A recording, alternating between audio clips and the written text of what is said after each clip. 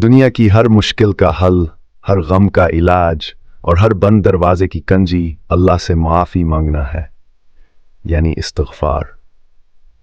आज आपको बताते हैं इस्तिग़फ़ार के पाए अजीम फ़ायदे, जिन्हें जानकर आपका दिल भी इस्तिग़फ़ार की तरफ माइल हो जाएगा इंशाअल्लाह। फ़ायदा नंबर 1, गुनाहों की माफ़ी। इस्तिग़फ़ार करने से इंसान के छोटे बड़े गुनाह माफ़ हो जाते हैं। ये तौबा का दरवाज़ा है जो हर वक्त खुला है। अल्लाह ताला फरमाते हैं, मेरे बंदो, तुम गुनाह करते हो लेकिन मैं तुम्हें माफ़ करता हूँ, बस मांगने की देर है। फ़ायदा नंबर 2, रिज़्क़ में कशादगी।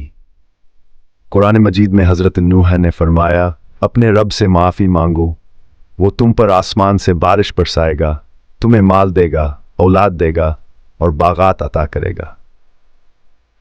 फ़ायदा नंबर 3, गमों और परेशानियों से नजात। नबी करीम सल्लल्लाहु अलैहि वसल्लम ने फरमाया, जो शख्स कसरत से इस्तिग़फ़ार करता है, अल्लाह उसे हर तंगी से निकाल देता है और हर गम से राहत अता करता है। फ़ायदा नंबर 4, दिल का सुकून और रूह की पाकीज़गी। इस्तिग़फ़ार दिल को नरम करता है, नफ्स को पाक करता है, इंसान को एहसास दिलाता है कि वो अल्लाह के सामने झुका हुआ है और यही झुकना सुकून का राज है। फ़ायदा नंबर 5, नेकियां बढ़ जाती हैं। जब गुनाह मिटते हैं तो उनकी जगह नेकियां लिखी जाती हैं।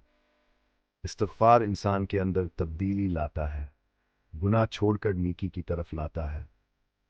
रोज़ाना सिर्फ 5 मिनट, सिर्फ 7 बार सच्चे दिल से इस्तग़फ़िरुल्लाह कहना शुरू कीजिए। आप देखेंगे जिंदगी बदलने लगेगी, दिल हल्का हो जाएगा, रिज़्क़ खिलने लगेगा और अल्लाह की रहमत बरसने लगेगी।